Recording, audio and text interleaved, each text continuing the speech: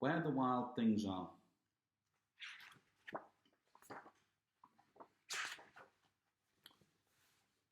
And there's a picture for you. That little boy's called Max, and there are some of the wild things.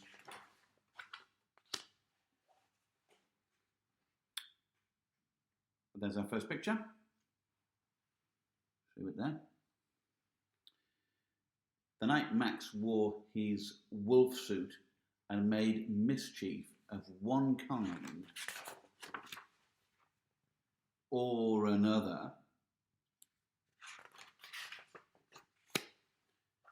his mother called him Wild Thing, and Max said, "I'll eat you up." And he was sent to bed without eating anything because he'd been naughty. That very night, in Max's room, a forest grew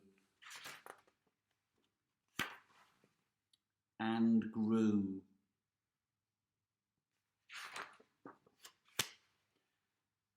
and grew until his ceiling hung with vines, and the walls became the world all around. And an ocean tumbled by with a private boat for Max, and he sailed off through night and day,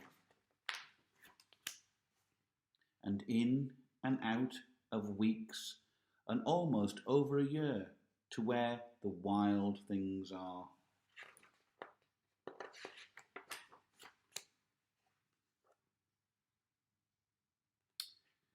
And when he came to the place where the wild things are, they roared their terrible roars, and gnashed their terrible teeth, and rolled their terrible eyes, and showed their terrible claws.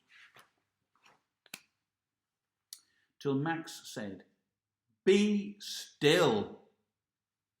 And he tamed them with the magic trick of staring into all their yellow eyes without blinking once. And they were frightened and called him the most wild thing of all, and made him king of all the wild things. "And now," cried Max, "let the wild rumpus start."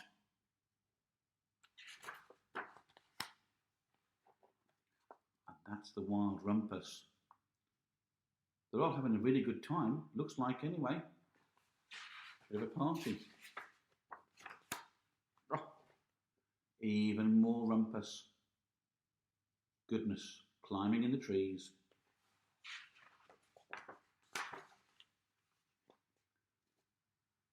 And there's Max having a great time. Wild things seem to be not too scary to me. Oops, tricky turning that page. There we are. Let you see the picture first. Oh, look tired, don't they?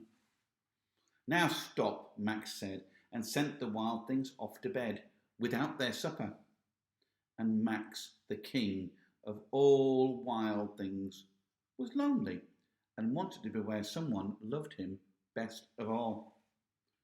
Then all around, from far away across the world, he smelled good things to eat. So he gave up being king of where the wild things are.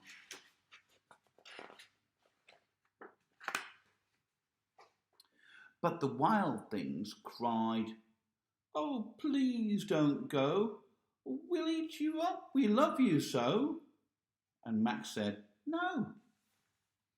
The wild things roared their terrible roars, and gnashed their terrible teeth, and rolled their terrible eyes, and showed their terrible claws.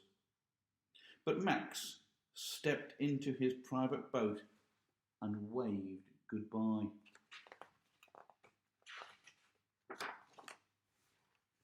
And sailed back over a year and in and out of weeks, and through a day,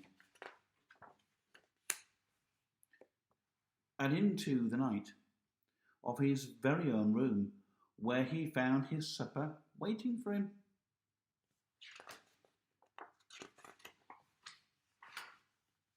And it was still hot, just as well.